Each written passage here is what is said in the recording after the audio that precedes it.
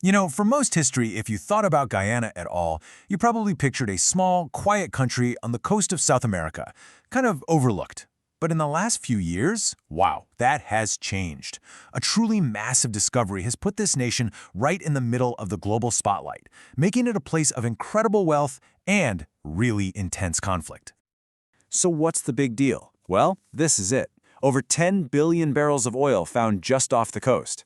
Now, to give you a sense of scale, that's one of the biggest oil discoveries anywhere in the world in recent memory. It's a literal treasure chest of black gold just waiting. And the effect of all that oil? It's been absolutely staggering. We're talking about a country that was one of the poorest in the region becoming, almost overnight, the fastest growing economy on the entire planet. It's a total reinvention of a nation's future. But here's the catch, a huge catch. All this new wealth comes with a massive threat. It's woken up a 200-year-old border dispute with its much, much bigger neighbor, Venezuela. And Venezuela isn't just claiming a small piece of land, they're claiming 2/3 of the entire country, the exact area where, you guessed it, most of that oil happens to be. So how on earth did Guyana end up in this spot, on the edge of mind-boggling wealth, but also staring down a potentially huge conflict? Well, to get it, you can't just look at today. We have to go back. The answer is a story that was forged in colonialism, slavery, and deep, deep divisions that have shaped this country for centuries. All right, so to really get to the bottom of this, we've got to rewind, way back, before the oil rigs, before the border disputes, back to when this land belonged to its very first people. You know, the name itself tells you a lot. Guyana actually comes from an indigenous word that means land of waters. And it's a perfect name for a place with all these huge rivers and streams. For thousands of years, this was the home of the Arawak and Carib peoples, and their world was about to be completely turned upside down. Because starting in the 1600s, Europeans showed up, and they didn't see a home, they saw an opportunity. The Dutch, the French, the British, they all fought over this land, and they built their colonies on one thing, a brutal plantation economy, an engine that produced huge amounts of sugar, and that engine was fueled by the forced labor of enslaved Africans. So here's the quick version of how it all went down. The Dutch got there first in 1616, but their grip was never totally secure. In 1763, an incredible uprising led by an enslaved man named Kofi almost kicked the Europeans out entirely. But by the 1800s, the British were the dominant power, and in 1831, they mashed all these little colonies together and created one big one, British Guyana. Now here's the thing. The single most important event that shaped modern Guyana, it wasn't a war, it wasn't a revolution, it was a law passed in London, the abolition of slavery. And this one act would, without anyone intending it, create the central division that defines the country even today.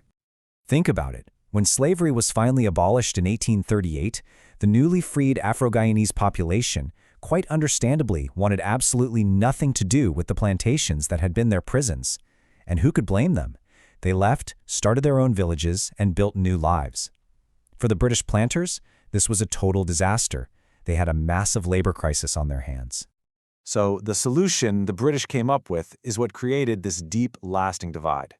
To replace the Afro-Guyanese workers, they started bringing in hundreds of thousands of indentured laborers from India. So in the exact same year, 1838, you get two groups on two completely different paths. You have one group freed from slavery, building new communities away from the plantations, and you have another group arriving and bound by contract to those same plantations. This decision created the fundamental ethnic and economic fault line in Guyana. Okay, so you've got this new, deeply divided society. And that's the stage for all the political drama of the 20th century. As people started pushing for independence, that ethnic division got political. And, of course, it grabbed the attention of the big superpowers during the Cold War. The whole independence movement was basically dominated by these two giants. On one side, you had Chetty Jagan. He was a committed Marxist, and his party, the PPP, had massive support from the Indo-Guyanese community. His rival was Forbes Burnham, a socialist whose PNC party was the political home for most of the Afro-Guyanese population. Here's the problem for the West.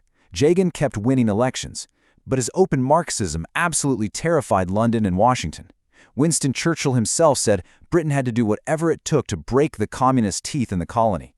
They didn't see an independence leader, they saw another potential Cuba in their backyard. So, the UK and the US cooked up a secret plan to make sure he never led an independent Guyana. Working through the CIA, they stirred up trouble, they funneled money to Burnham's party, and they pushed the British to change the whole voting system to stack the deck against Jagan. The final step? Just hold off on independence until their guy, Forbes Burnham, was in power. And you know what? The plan worked. So when Guyana finally got its independence in 1966, it wasn't with the leader who kept winning the popular vote. It was with the one that foreign powers wanted. And that decision had some really long and devastating consequences. Once Forbes Burnham got into power, he stayed there for almost 20 years, right up until he died in 1985. And over time, his rule just got more and more authoritarian. Elections were widely considered rigged, his opponents were intimidated, and the government basically became a tool for his party. So Burnham called Guyana a cooperative republic. Sounds nice, right? But in reality, his economic policies like taking over the big sugar and bauxite industries were a complete disaster. The country had constant shortages of basic stuff like food, daily blackouts, and a huge black market. And this whole era was capped off by the horrifying Jonestown massacre in 1978, which brought the worst kind of international attention to Guyana. All right, let's fast forward. After Burnham died, Guyana eventually, slowly, made its way back to democracy in the 1990s. But those deep political divides, the ones created during the colonial and Cold War years, they've never really went away. And that brings us right back to the high-stakes situation Guyana is in today. It is just incredible when you think about it. The politics in Guyana today are a direct echo of this past.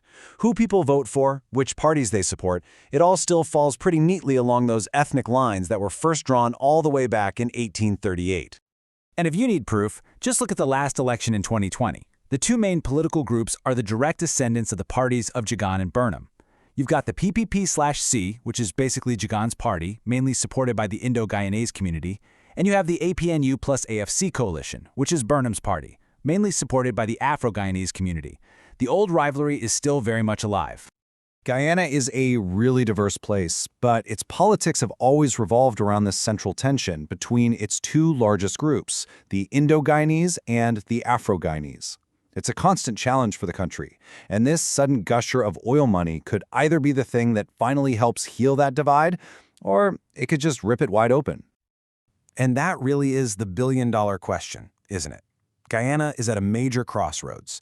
Can all this oil money be used to finally bridge those old divides, to build a country that works for everyone, and to forge a real shared national identity? Or is the fight to control all that money just going to be the next and most explosive chapter in a very long story of division? The story of Guyana is definitely not over yet.